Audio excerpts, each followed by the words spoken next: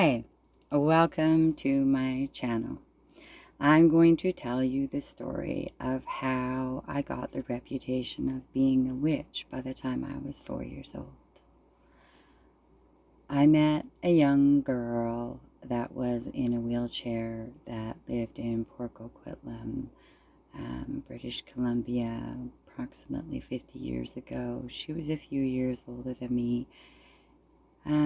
Anyways, she unfortunately was born with some sort of, I don't know, reason as of why she was disabled. She was in a wheelchair and was able to move a little tiny bit, but not as much as the average person. Anyways, so her mom went on to explain to me about the situation, and she told me that, if I wanted to be her friend, that there was things that I needed to learn and understand, about Pam's abilities or disabilities or whatever you want to call them. So anyways, she pat me on the head and, went through the whole procedure and told me about, if you needed to be her friend, that Pam couldn't do this and this is what she can do and, things like that. So anyways, after we went through that whole process and her mom started to trust me and we went through all of that, and slowly over time, Pam and I became very, very close friends. And although she was a few years older than me, and yeah, I'd just go there and hang out. It was a safe place for me to go, and it worked out really, really well, for my situation. Anyways, so I was there, and we decided one day that it was time to do something about Pam being in a wheelchair. Her mom had pat me on the head and said, there, Gina, you don't understand. And of course, being a child and, looking at it from this perspective, I totally get where she was coming from. But, back then it was upsetting that she treated me that way, but she didn't know, right? Anyways, so I just, decided that we were going to do something about this. So we did, and started physiotherapy on her. Now, you got to understand, I was 2 years old. I don't know or really understand how I knew what to do, but I actually did physiotherapy with her. I taught her, mobility, exercises, and we worked on this every day, every single day, for hours upon hours every day. While her mom thought that we were playing, I was actually doing physiotherapy with her.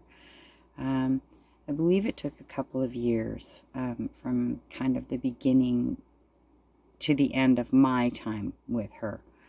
And through that whole process, it was long, hard, grueling, and you know what, but we worked really, really hard, and we were secretive because we knew that if her mom caught us, that would be the end of it, and we would never ever be able to prove to her that her mom was wrong, because, her mom told her that she wasn't able to walk, and I knew that wasn't right.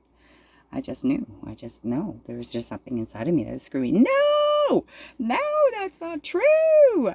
And so it was just like, no, I just knew that wasn't true right from the beginning. It was just that, obviously, higher power or whatever, Father, God, that's what I call, my spirit. But, yeah, but there was just something inside of me that was just screaming anyways. So we worked on this for quite some time, and in the end, I managed to get her to learn how to bum walk. And that was a really, really interesting and exciting process. That was really hard, but once we got her to the stage where she was able to do that, it was easy after that. Then everything became very, very fun because, we'd be playing and then there'd be therapy and play and therapy, and what was kind of play therapy all day long, right? So it was wonderful. Anyway, so we just did this, and finally in the end we decided that we were gonna, it was time to show her mom, and I was 4 years old, and this part of the idea just wasn't so good. And but Pam went along with it because, I mean, we were just trying to show her mom what we were doing. But oh my goodness, it was just terrifying for us to see what her mom went through, because I was like going through the process going, no, that's not the case. But she wasn't listening. So, anyways, let me tell you what happened. So, what we did was one day we decided it was time to show her mom what we had taught her. And so we decided that we would get her to get out of the wheelchair, which, she could do now, which her mom had no idea. So she got out of the wheelchair and got down the stairs, and we were down at the bottom of the stairs. And we were all excited, thinking, okay. So then her mom came back, and her mom freaked out because she's like thinking, she fell down the stairs, and she's panicking, freaking out. Like, that's what I mean. Like, she was just, it was bad, her poor mother.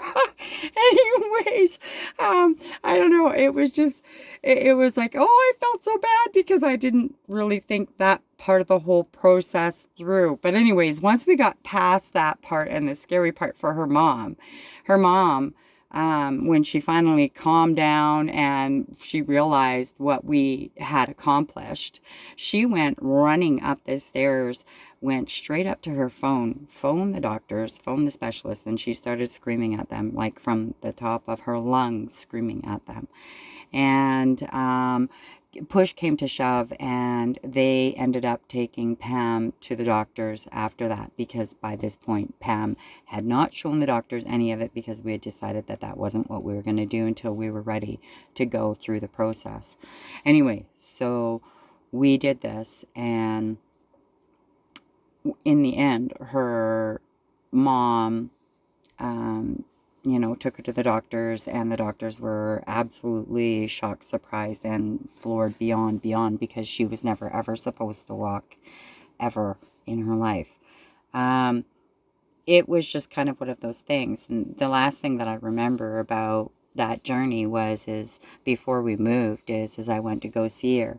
And the last thing that I seen I seen my friend Pammy running in her backyard with her Saint Bernard. I can't remember the dog's name for the life of me.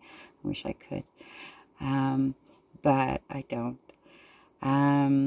Anyways, before we left, that was the last thing that I ever seen or heard of Pam. I don't know what happened to her. I would love to find out. So, I don't know. This is Wi-Fi, YouTube stuff. Somebody could make it go viral. I'm really techie, not savvy. And, there's probably going to be lots of glitches in this video and many videos to come to at my channel and everything else. But whatever, it is what it is. I'll try to figure it out to the best of my ability. I'll say sorry now. Yeah. Oh, anyways. So yeah, that's kind of how I got the being called, like the reputation of being called a witch by the time I was 4 years old. When I moved to the next community, I met another little girl, and she wasn't in a wheelchair, but she was in leg braces. But her mother's the one that called me a witch.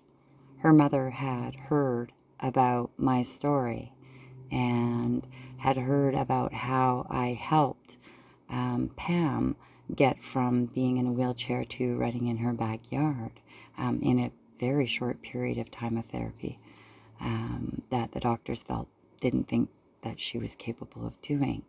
And we were able to do it. And so her mom, this new little girl's mom, was just terrified. She goes, oh, you just stay away from my daughter. You're a witch. You're not going to get anywhere close to my daughter. And then she said, you're going to be my daughter's friend. The closest you're going to get to her is you can talk to her through the patio doors with the glass windows. But you're not coming in, and you're not spending any private time with her. And that was very disappointing to me. I did go and I did be friends with her, but I was never ever able to help her. But that was the beginning of my journey at 4 years old, being called a witch. To this day, I'm called a healer. I mean, that is what it is. And that is just one of many things and many gifts that Father God showed me at a very, very early age. And I am really, really looking forward to sharing the next story with you. Thanks again for joining me on my story and my journey on my channel. And if you do like it, please like and subscribe. It would be greatly appreciated. Blessings to all. Bye for now.